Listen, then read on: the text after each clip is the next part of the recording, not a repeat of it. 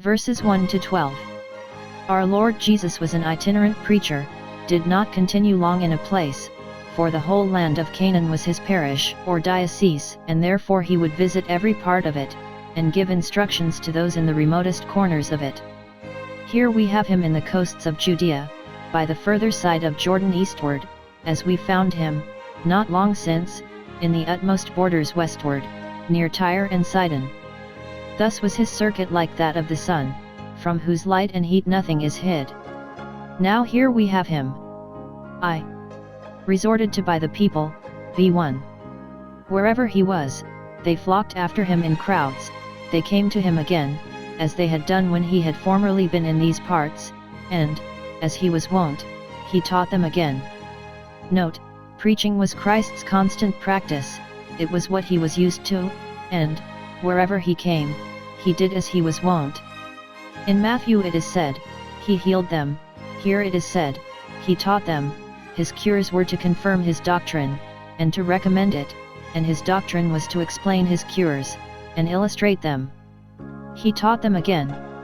Note, even those whom Christ hath taught, have need to be taught again. Such is the fullness of the Christian doctrine, that there is still more to be learned, and such our forgetfulness, that we need to be reminded of what we do know. 2. We have him disputed with by the Pharisees, who envied the progress of his spiritual arms, and did all they could to obstruct and oppose it, to divert him, to perplex him, and to prejudice the people against him. Here is, 1. A question they started concerning divorce, v2, is it lawful for a man to put away his wife? This was a good question, if it had been well put, and with a humble desire to know the mind of God in this matter, but they proposed it, tempting him, seeking an occasion against him, and an opportunity to expose him, which side soever he should take of the question. Ministers must stand upon their guard, lest, under pretense of being advised with, they be ensnared. 2. Christ's reply to them with a question, v3, what did Moses command you? This he asked them, to testify his respect to the law of Moses, and to show that he came not to destroy it, and to engage them to a universal impartial respect for Moses's writings and to compare one part of them with another. 3. The fair account they gave of what they found in the law of Moses, expressly concerning divorce, v4. Christ asked, what did Moses command you? They own that Moses only suffered, or permitted, a man to write his wife a bill of divorce, and to put her away, do. 24:1. If you will do it, you must do it in writing, delivered into her own hand, and so put her away, and never return to her again. 4. The answer that Christ gave to their question, in which he abides by the doctrine he had formerly laid down in this case, Mt 5:32, that whosoever puts away his wife, except for fornication, causeth her to commit adultery. And to clear this he here shows. 1. That the reason why Moses, in his law, permitted divorce, was such, as that they ought not to make use of that permission, for it was only for the hardness of their hearts, v5, lest, if they were not permitted to divorce their wives, they should murder them, so that none must put away their wives but such as are willing to own that their hearts were so hard as to need this permission. 2. That the account which Moses, in this history, gives of the institution of marriage, affords such a reason against divorce, as amounts to a prohibition of it. So that if the question be, what did Moses command? v3, it must be answered, though by a temporary proviso he allowed divorce to the Jews, yet by an eternal reason he forbade it to all the children of Adam and Eve, and that is it which we must abide by. Moses tells us, 1.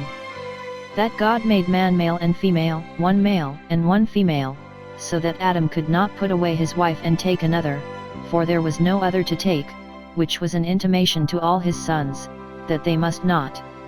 2. When this male and this female were, by the ordinance of God, joined together in holy marriage, the law was, that a man must leave his father and mother, and cleave to his wife, v7, which intimates not only the nearness of the relation, but the perpetuity of it, he shall so cleave to his wife as not to be separated from her. 3. The result of the relation is, that, though they are two, yet they are one flesh, v. 8. The union between them is the most intimate that can be, and, as Dr. Hammond expresses it, a sacred thing that must not be violated. For God himself was joined them together.